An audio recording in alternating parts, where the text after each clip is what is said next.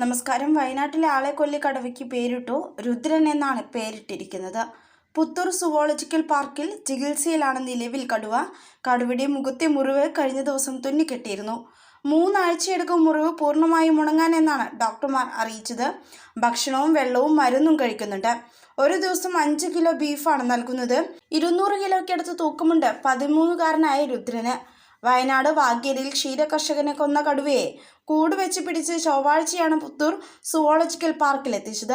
വയലിൽ പുല്ലരിയാൻ പോയ ക്ഷീരകർഷകനായ വാഗേരി കൂടല്ലൂർ സ്വദേശി പ്രജീഷിനെയാണ് കടുവ കടിച്ചു കൊന്നത്. തുടർന്ന് നടത്തിയ പരിശോധനയിൽ 13 വയസ്സുള്ള വയസ്സൻ കടുവയാണിതെന്ന് തിരിച്ചറിയുകയായിരുന്നു. സംഭവം നടന്ന് 10-ാം ദിവസമാണ് WWL 45 എന്ന കടുവയെ കൂട്ടിലാക്കിയത്. 8 വർഷത്തിനിടെ 7 പേരാണ് വയനാട്ടിൽ കടുവയുടെ ആക്രമണത്താൽ കൊല്ലപ്പെട്ടത്. ഈ വർഷം മാത്രം വയനാട്ടിൽ 2 മനുഷ്യജീവനുകൾ കടുവയെടുത്തിട്ടുണ്ട്.